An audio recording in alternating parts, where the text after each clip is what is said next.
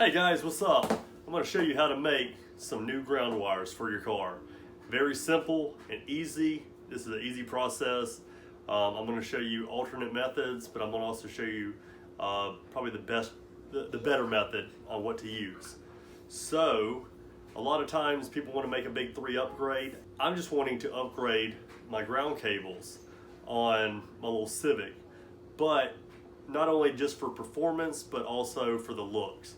So if you've never done a big 3 upgrade and you've got a large sound system, you might want to think about doing it. So the big 3 upgrade is your ground wire from your motor to the chassis, from the alternator to the battery, and then the ground that comes off of the battery to the chassis. Those are the big 3 upgrade. Majority of the time you use a 0 gauge wire, which is about the size of your thumb.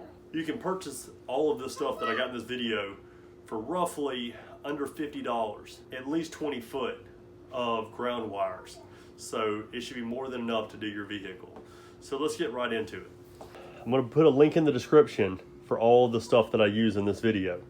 But for right now, this is the 0 gauge. What I'm gonna do is I'm gonna take a razor blade, and you're gonna get about a 1/2 inch is what you're gonna want. And I'm just gonna cut a slice in it all the way around.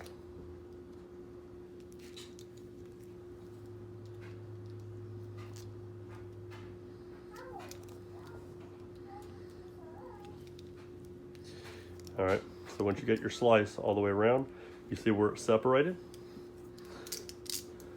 Pull the wire sheathing off and make sure you twist your wire ends. I've got these Lug Terminals. This one's for 1 0 gauge with a 3/8 hole in it. These are welding style Lug Terminals, and they're made out of copper, and they're easy to use, and they conduct electricity very well. You're able to slide that on all the way, and then now we need to crimp it. I have one of these crimping tools from Temco. It's like a $20 crimping tool that you can hit it with a hammer, and it'll put a really nice crimp on here. If you don't have a special crimping tool, what I've taken before is a flathead or a Phillips head screwdriver and put me a dimple on here.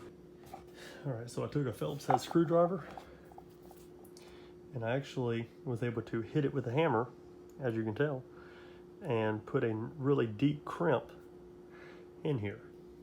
So if you don't have a nice crimper tool with these copper style ends, you can actually use something like this. It's not recommended by any means, but it definitely will work.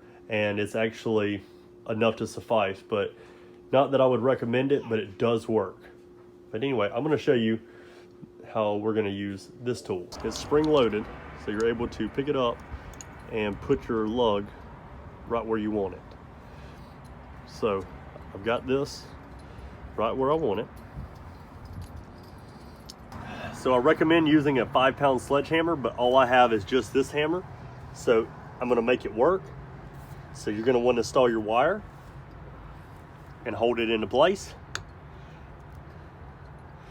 And hold it as far as you can in and give it a nice solid hit.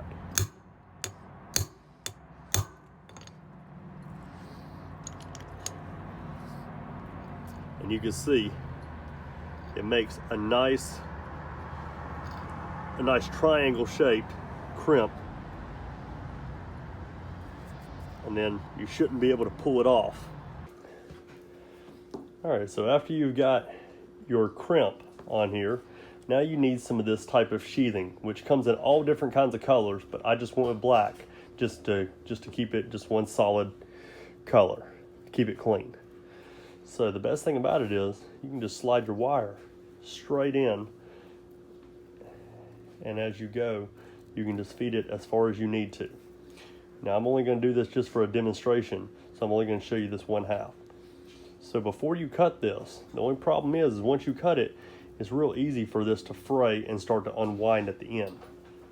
So what I would recommend doing is get you a piece of electrical tape and wrap around right before you cut it. So I'm just going to wrap me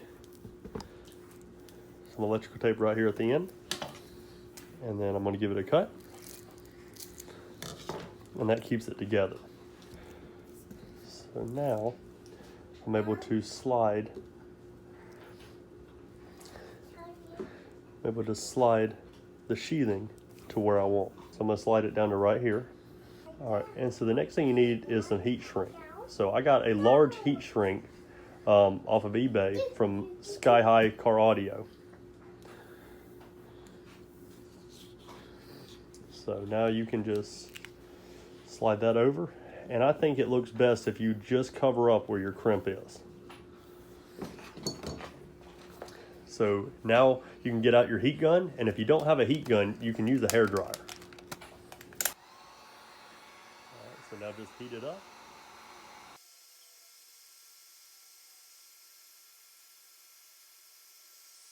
All right, so now after you've got it heated, now if you do the same to the other end, just make sure you cut your wire wherever you want it to for the perfect length. Do the same to the other end, and that is how you make a nice professional looking ground wire that should last you for a long time and function very well.